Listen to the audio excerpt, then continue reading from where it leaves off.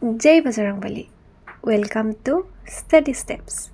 Your journey to growth starts here. Hello everyone.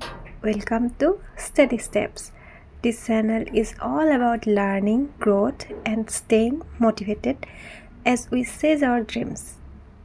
নমস্কাৰ সকলোলৈকে আপোনালোক সকলোকে ষ্টেডি ষ্টেপছলৈ স্বাগতম জনাইছোঁ।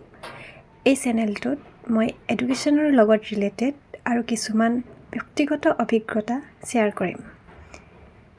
বিশ্বাসে ভক্তি, ভক্তিয়ে শক্তি এই বুলি ভাবি আজি ৰাতিপুৱাই শুই উঠি গা পা ধুই ওলালোঁ মন্দিৰলৈ বুলি। আজি যিহেতু মঙলবাৰ, সেয়ে মই থকাৰ অলপ দূৰতে এটা হনুমান মন্দিৰ আছে, তালৈ ওলালোঁ। গা ধুই ৰুমতে চাকিগছ জ্বলাই ল'লোঁ।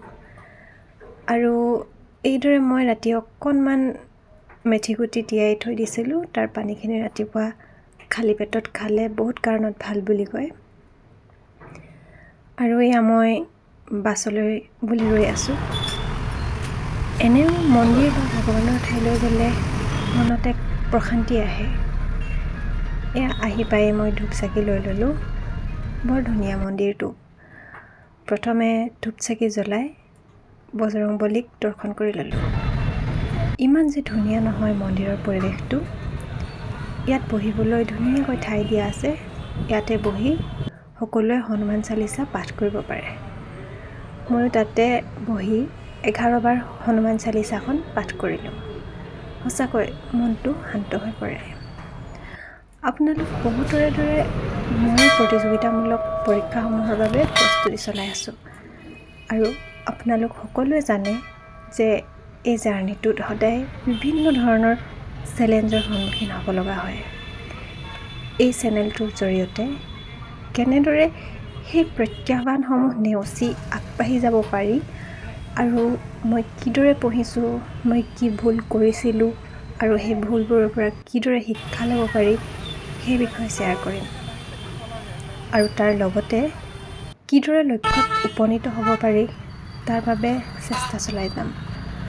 বাকী সকলো ভগৱানৰ ওপৰত।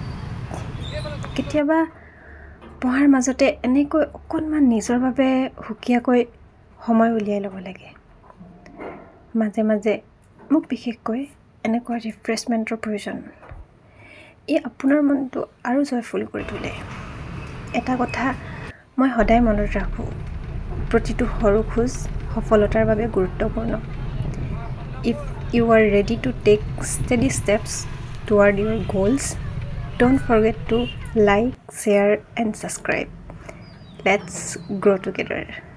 Thank you for joining me on this journey. Remember, every small steps counts. See you in the next video. Bye bye.